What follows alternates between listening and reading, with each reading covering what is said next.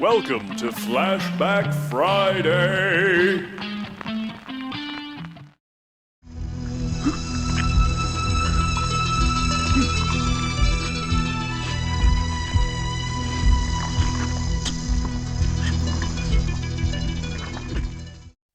Hi, welcome to the Silver Spleen. My name is Steve Christie, and this is my Flashback Friday review of Seeding of a Ghost.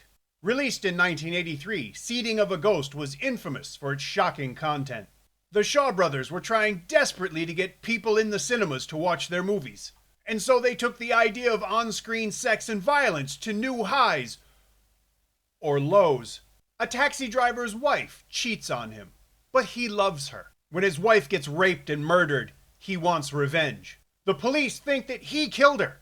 But what can you expect from cops who come to your door dressed like this? Frustrated, the taxi driver enlists the help of a black magic practitioner to get revenge on his wife's attackers, using his dead wife's ghost as an instrument of vengeance. They also use his wife's desiccated, naked corpse. The way that they use it is so weird and disturbing that they don't even want to watch. Seeding of a Ghost isn't Category 3, but that's only because Category 3 wasn't invented until 5 years after this movie was made. But believe me, this movie should be Category 3. There's a lot of blood. It's all that super bright Shaw Brothers red, but there's gallons of the stuff, and a lot of other gore. There's nudity of the full frontal variety. You can see they public ass. But mostly there's magic, lots and lots of magic. Rendering magic through special effects has always been a challenge in movies. Add to that the time and budgetary constraints that the Shaw brothers were known for, and you know that Seeding of a Ghost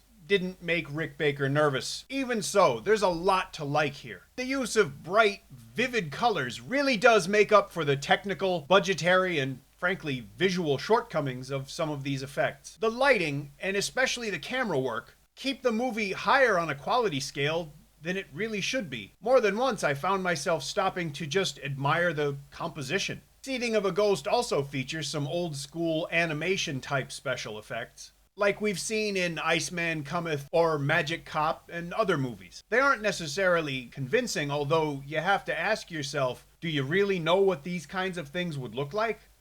I don't think so. Maybe it's nostalgia, but I really like the aesthetic of these effects. The remastered DVD makes them look even nicer, and it's easy to realize now that even if they aren't great effects, they're better than you might expect or remember. The effects are special, if only because they deserve a lot more credit for their expedience and ingenuity than their ability to convince you. Before CGI, bubbling potions used Alka-Seltzer, and if the script called for you to vomit live worms, guess what you had to put in your mouth? More importantly, even though the effects aren't always convincing, they're still very watchable. I wasn't deceived and I wasn't frightened, but I was entertained. At least one of the special effects actually made me rewind the movie to try and see how it was done, and I still couldn't see it. But most of the movie was like that. It surprised me, and it entertained me, and it definitely kept my attention.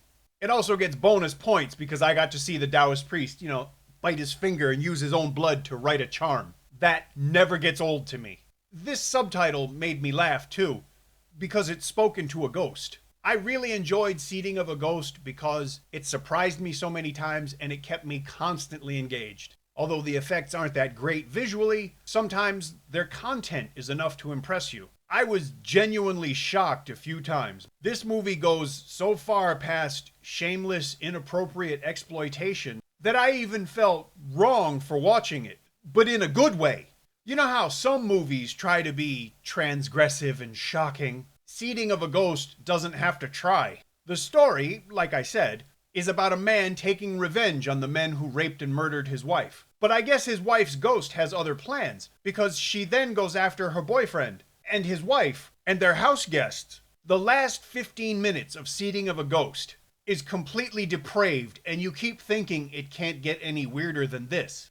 It does. Not only does it mimic John Carpenter's The Thing, released the year before, it also features the most f***ed up homage to Alien that I've ever seen. There are few movies that you can really honestly, sincerely call unforgettable. Seeding of a Ghost is one of those movies. Now, I think you should watch this movie, but I also think you should pay for the privilege. I don't agree with downloading movies, and I don't agree with watching them on YouTube. In the description, there's a link where you could buy this on DVD. It's well worth the investment because you'll want to watch this movie, then you're going to want to show it to your friends. If you enjoyed this review, please let me know. If you didn't enjoy it, let me know. If you enjoy the reviews in general, please subscribe to the channel. Thank you for watching.